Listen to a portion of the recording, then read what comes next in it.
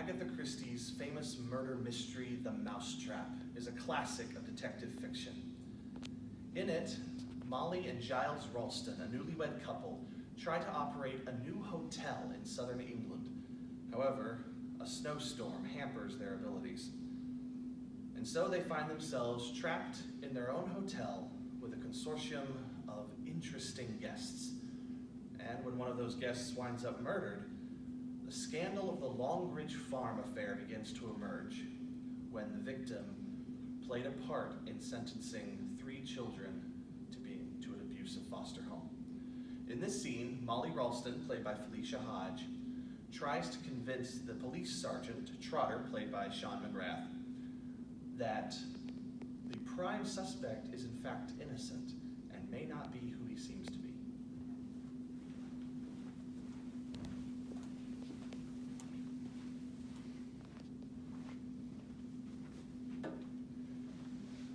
Sergeant Trotter, can I speak to you a minute? Yes, Mrs. Ralston? What is it that you want to say to me? Sergeant Trotter, you seem to think that this crazy killer must be the eldest of those 3 boys at the farm.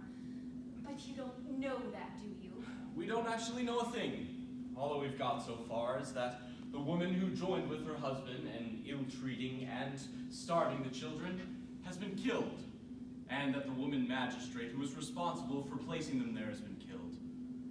The telephone line that connects me with the police station's been cut. You don't even know that. It may have been just the snow. No, Mrs. Ralston. The line was deliberately cut. It was cut just outside by the front door. I found the place. I see. Sit down, Mrs. Ralston. But all the same, you don't know. I'm going by probability. It all points one way. Mental instability, childish mentality, desertion from the army, the psychiatrist reports. Oh, I know, and therefore it all seems to point to Christopher. But I don't believe it is Christopher. There must be other possibilities. Such as? Well, didn't those children have any relations at all? The mother, she was a drunk. She died shortly after the children were taken out of her care. What about their father? He was an army sergeant, searching abroad. If he's alive, he's probably discharged from the army by now. But you don't know where he is now? We've no information. To trace him may take some time, but I can assure you, Mrs. Ralston, that the police take every eventuality into account. But you don't know where he may be at this minute. And if the son was mentally unstable, perhaps the father was unstable too. Well, it's a possibility. If he came home after being a prisoner with the Japanese, perhaps, and suffered terribly. If he came home and found his wife dead, and that his children had gone through some terrible experience, and one had died through it, he might go off his head a bit and want revenge. That's only surmise. It's possible. Oh, yes, Mrs. Ralston, it's quite possible. So, the murderer may be middle-aged or even old. When I said the police had run, Major Metcalf was frightfully upset. He really was. I saw his face. Major Metcalf. Middle-aged, a soldier. He seems quite nice and perfectly normal, but it might not show, might it? No, it often doesn't show at all. So, Christopher isn't the only suspect. There's Major Metcalf as well. Any more suggestions? Well, Mr. Paravicini did drop the poker when I said the police had run. Mr. Paravicini. I know he seems quite old and foreign and everything, but he mightn't really be as old as he looks. He moves like a much younger man, and he's definitely got makeup on his face. Miss Casewell noticed it too. I know it seems melodramatic, but he might be disguised. You're very anxious, aren't you, that it shouldn't be young Mr. Wren? He seems so unhappy and so helpless somehow. Mrs. Ralston, let me tell you something. I've had all possibilities in account ever since the beginning. The boy Georgie, the father, and someone else. There was a sister, you remember? Oh, the sister? It may have been a woman who killed Marine Lion. A woman.